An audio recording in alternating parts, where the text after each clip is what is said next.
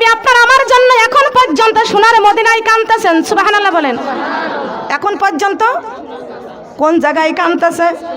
সোনার মদিনায় কাঁদতেছে। ওই নবী আমার কোরআন শরীফ রেখে গেছে।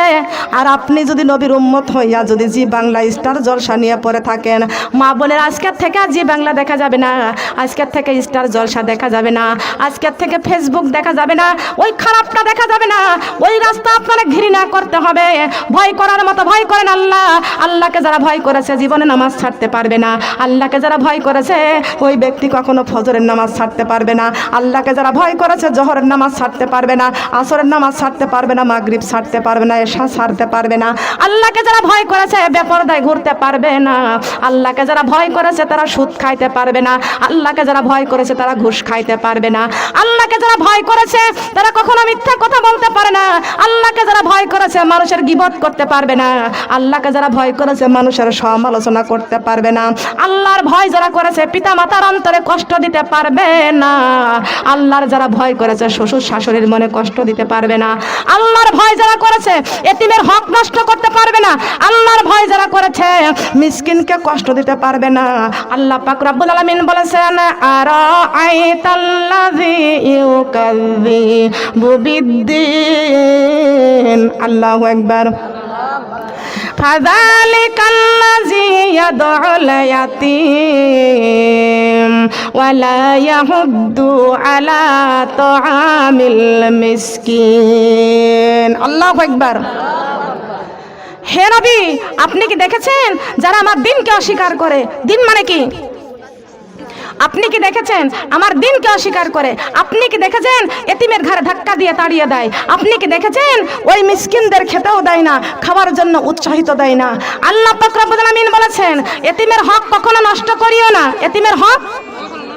এতিমের হক কখনো নষ্ট করিও না। খবরদার, মিসকিনের সাথে ভালো ব্যবহার করো, মিসকিনের সাথে খারাপ ব্যবহার করো না। তোমার চেহারার অহংকার করো না, তোমার অর্থ সম্পত্তির অহংকার করো না। তোমার কয়টি গহনা আছে এই গহনার অহংকার করতে পারবে না। তোমার কয়টি সন্তান বিদেশের টাকা পয়সা বেশি কামাই করে এই অহংকার তুমি করতে পারবে না। আমার জমিনে চলবা সব অহংকারকে ধূলিসাৎ করতে হবে।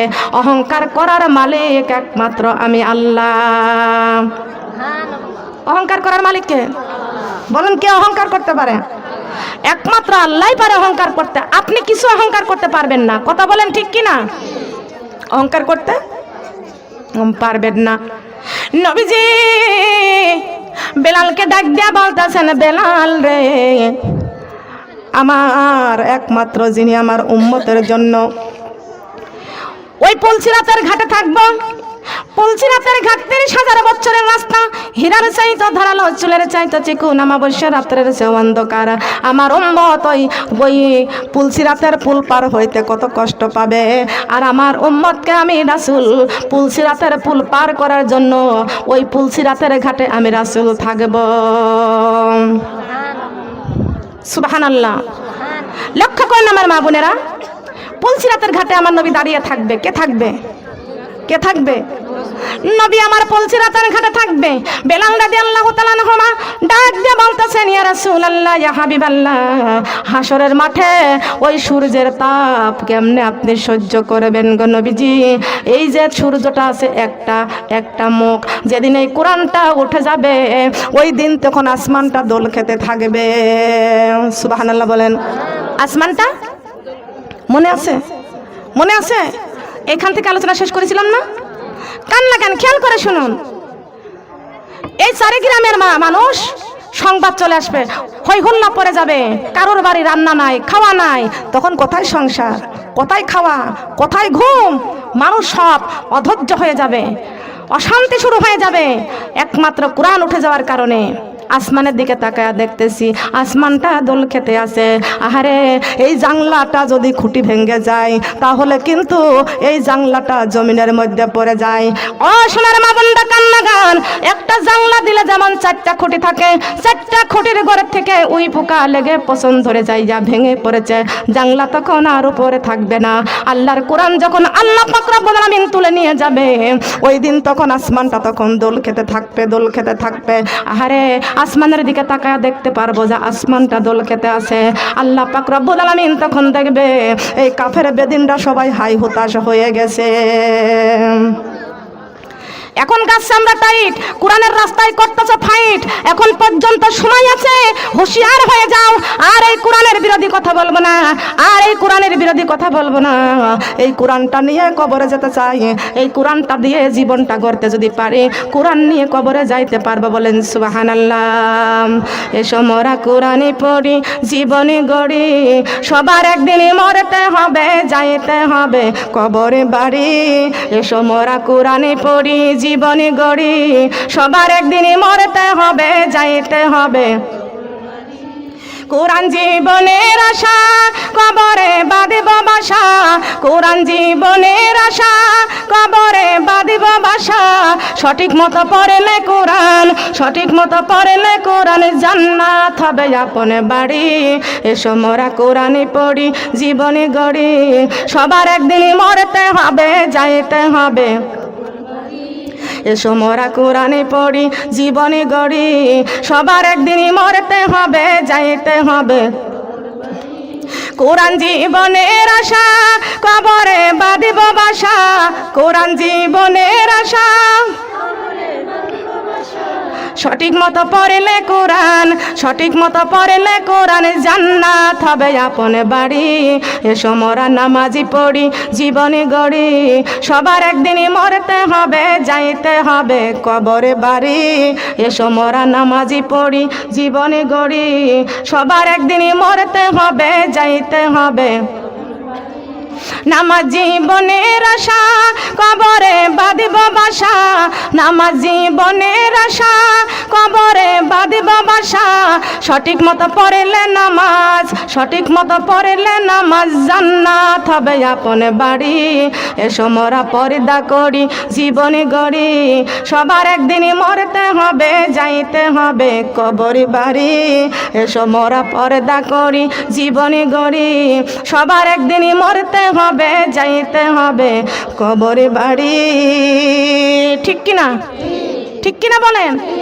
এই ছন্দটা আমি কোনো বই পুস্তক থেকে পায়াও লিখি নাই, আমার মন থেকে আমি এই ছন্দটা লিখেছি, তাই আমি বলেছি আপনাদের মাঝে প্রচার করতেছি। আমার লেখাটা ঠিক হয়েছে? কোরআনের সাথে মিল আছে? বলেন মিলছে? কবরে যাব কি যাব না? সবার একদিন মরতে হবে, যাইতে হবে কবর বাড়ি। কোন বাড়ি? কবর বাড়ি হলো আসল বাড়ি। নাকি মনে করেছেন এই দুনিয়াতে পাঁচতলা করতেছি এখানেই থাকবো, গাড়ি বাড়ি করতেছি এই দুনিয়াতে থাকবো? কেউ দুনিয়ায় থাকবো? সবাইকে কবরে চলে যেতেই হবে। হবে কি হবে না? এই পৃথিবী যেমন আছে তেমনই ঠিক রবে, সুন্দরী পৃথিবী ছেড়ে একদিন কবরে যেতেই হবে রে মন, কবরে যেতেই হবে। সুন্দরী বাড়ি ঘর ছেড়ে একদিন কবরে যেতেই হবে রে মন, কবরে যেতেই। সুন্দর এই পৃথিবী ছেড়ে একদিন কবরে যেতেই হবে রে মন, কবরে যেতেই হবে। যেদিন আমার মহাঘুমে বুঝিবে দুই চোখ, মা বাবা স্বামী সন্তান পাবে তারা শোক। যেদিন আমার মহাঘুমে বুঝিবে দুই চোখ, পাড়া প্রতিবেশী সবাই পাবে কিছু শোক। হায়রে আমাকে একদিন এই পৃথিবীর মানুষ, আমাকে একদিন এই পৃথিবীর মানুষ ভুলে যাবে সবে। সুন্দর এই পৃথিবী ছেড়ে একদিন কবরে যেতেই হবে রে মন, কবরে যেতেই হবে। সুন্দর এই বাড়ি ঘর ছেড়ে একদিন কবরে যেতেই, কবরে যেতেই হবে। করোনা ভাইরাসের ভয়ে মানুষ কান্দ ডরে ভয়ে, আজরাইল আসে পারবে না থাকিতে। করোনা ভাই রাজের ভয়ে মানুষ কান্দ ডরে ভয়ে, আজরাইল আসিবে যেই দিন পারবে না থাকিতে।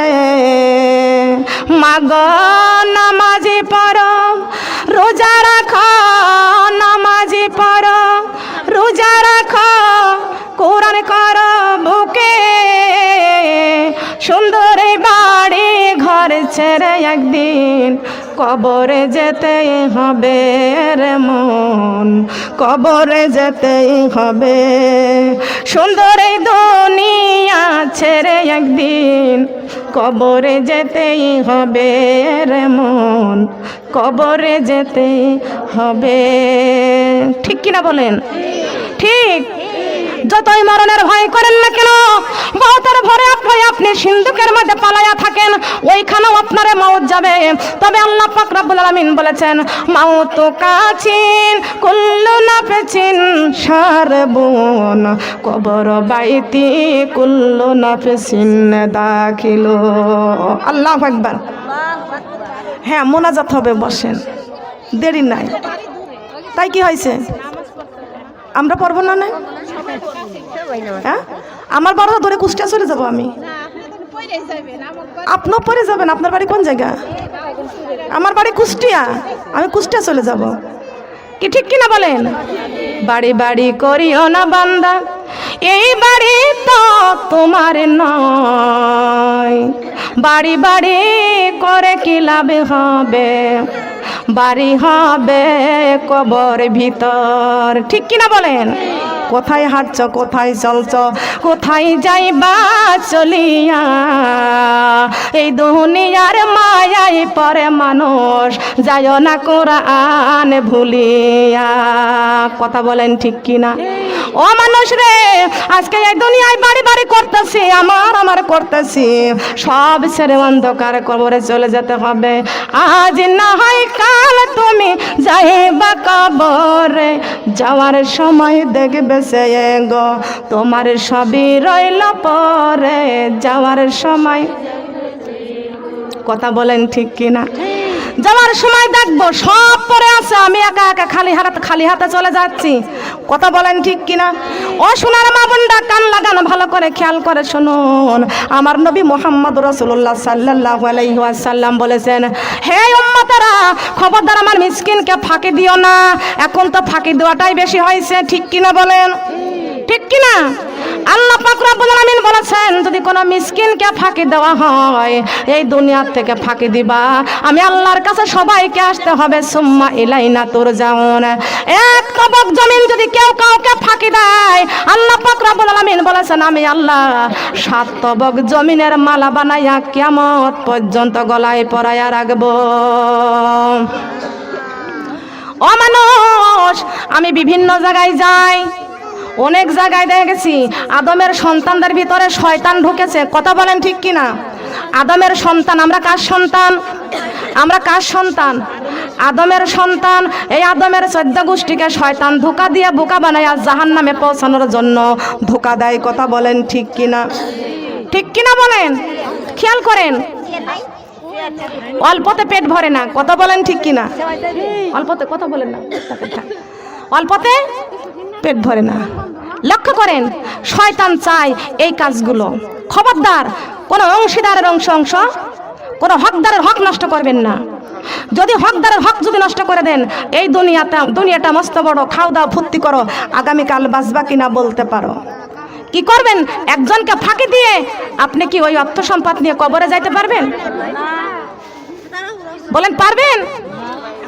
এ মানুষ লক্ষ্য করেন, নদীর এক কোণ করে এক কোণ ভাঙে, এই তো নদীর খেলা। সকালবেলার ধনী তুমি, ফকির সন্ধ্যাবেলা। ঠিক কিনা বলেন? নদীর এক কোণ করে এক কোণ ভাঙে, এই তো নদীর খেলা। সকালবেলার ধনী তুমি, ফকিরের সন্ধ্যাবেলা। অর্থ সম্পদ আল্লাহ দেয়। আল্লাহ কারোর গাছতলায় বাস করাইতেছে, আবার কারোর 10 তলায় বাস করাইতেছে। আল্লাহ চাইলে গাছতলার মানুষটাকে 10 তলায় উঠাই দিতে পারে, আবার ওই 10 তলার মানুষটাকে আল্লাহ গাছতলায় নামায়া দিতে পারে। আমার আল্লাহ পারে কি পারে না? আমার আল্লাহ পারে কি পারে না? তবে আমার মা বোনটা মনে রাখবেন, এই যে সুন্দর বিছানায় সুন্দর খাটের মধ্যে ঘুমায় আছেন, ও মা বোনেরা বিছানায় ঘুমায়া থাকবেন। আমি একটা আমল আপনাকে দিয়ে যাই।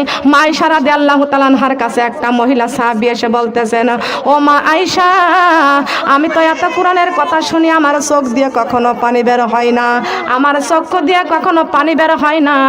মা আয়েশা রাদিয়াল্লাহু তাআলা আনহা ডাক দিয়ে বলতেছেন, আমি একটা আমল তোমাকে দিলাম, এই আমলটা তুমি প্রতিদিন এশার নামাজ পড়ে বিছনায় ঘুমাইয়া আমলটা করবা, শুয়ে পড়ে বিছনায়। রাতের বেলা যখন বিছনায় শুবা তখন এই আমলটা করবা, ঠিক কি না বলেন? তখন আমলটা করবা বলে আমলটা দিয়ে দিছে। তুমি যখন রাতের বেলায় বিছনায় শুবা ওই কবরের কথাটা স্মরণ করবা। কিসের কথা? কিসের কথা? কবর বড় ভয়ঙ্কর, কবর হলো অন্ধকার। কথা বলেন ঠিক কিনা?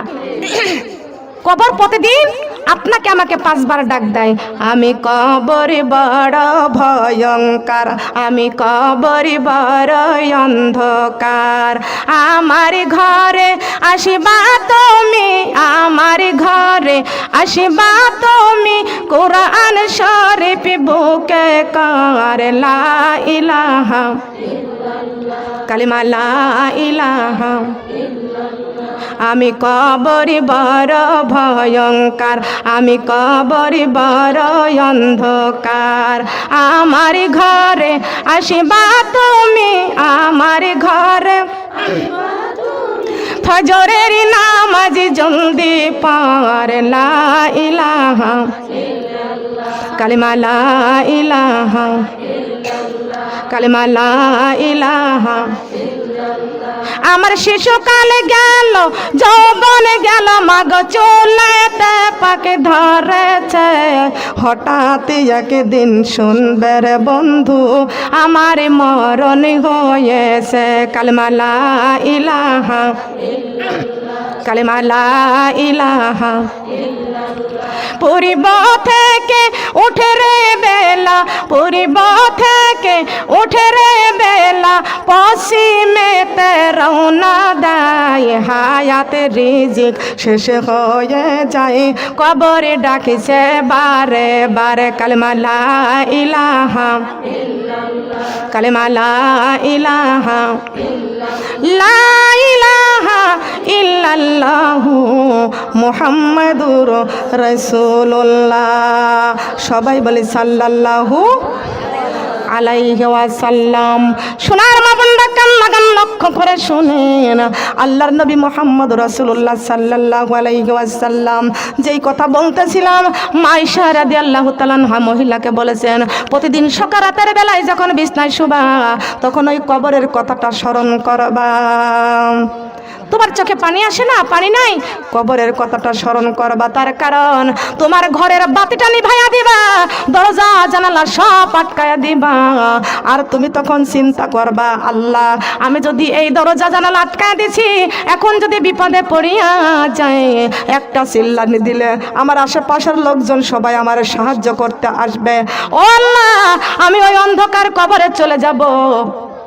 অন্ধকার কবরে চলে গেলে আমি যদি ওই কবরের দরজা নাই, জানালা নাই, যেই কবরের উপরে মাটি বাঁশের ছাউনি বিছাইয়া, কলা পাতা বিছাইয়া মাটি দিবে 2 পাও দিয়া পাড়াইয়া, ওই কবরের মধ্যে এমনভাবে আমাকে রেখে আসবে, আমি যখন বিপদে পড়ে যাব কবরের মধ্যে চিল্লাইতে চিল্লাইতে গলা ছিঁড়ে রক্ত ঝরে যাবে, মুর্দার চিল্লানিতে কবরের মাটি ফেটে যাবে, তারপরও তো চিল্লানি এই দুনিয়ার কোনো মানুষ শুনবে না, কবরের কান্না কেউ যেন জিন্দা মানুষ শুনবে না, ওই কবরের মধ্যে কে আমাকে সাহায্য করবে? আল্লাহর কোরআন তখন কবরের মধ্যে দাঁড়িয়ে যাবে। কোরআন শিক্ষা কর মুসলমান, কোরআন আল্লাহর বাণী, এই কোরআন বানাবে মদের জান্নাতের রানী, জান্নাতের রানী। কোরআন শিক্ষা কর মুসলমান, কোরআন আল্লাহর বাণী, এই কোরআন বানাবে মদের জান্নাতের রানী, জান্নাতের রানী। কোরআনেরই হরফ দিয়ে বানাও রে গহনা, কোরআনেরই হরফ দিয়ে বানাও রে গহনা, এই কোরআন দেখাবে মোদের জান্নাতের ঠিকানা, হায় রে জান্নাতের ঠিকানা। কি দিয়ে ঠেকাবো আযাব হে রব্বানা,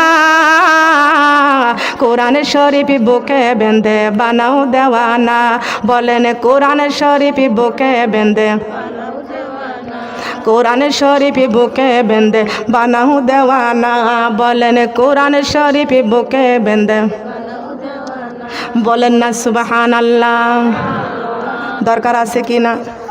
কোরআন শরীফ বুকে বাঁধার দরকার আছে কি না? বলেন আছে না? লক্ষ্য করে খেয়াল করে শুনুন আমার মা বোনেরা, এই কোরআনটা আমাদের বুকে করতে হবে। কবরে চলে যাবে একা একা, এই যাওয়ার পরে দেখবো কামবাল্লা আমার কবরে তো কেউ নাই। সঙ্গে সঙ্গে এই দুনিয়ায় যদি কোরআনটা বুকে করে রাখতে পারি, কোরআনটা আঁকড়ে ধরতে পারি, আমরা কবরে চলে যাব, আমাদের মা যাবে না, বাবা যাবে না, স্বামী যাবে না, সন্তান যাবে না, এই কোরআনটা আমাদের কবরে মাথার কাছে দাঁড়িয়ে যাবে। ডাক দিয়া বলবে, হে আল্লাহর বান্দা, তুমি সারা জীবন আমাকে বন্ধু বানাইয়া রাখছো, আর আমি কোরআন তোমার সঙ্গে বন্ধু হয়ে কবরে এসেছি। আমি কোরআন বন্ধু হয়ে তোমার কবরে এসেছি, বলেন সুবহানাল্লাহ।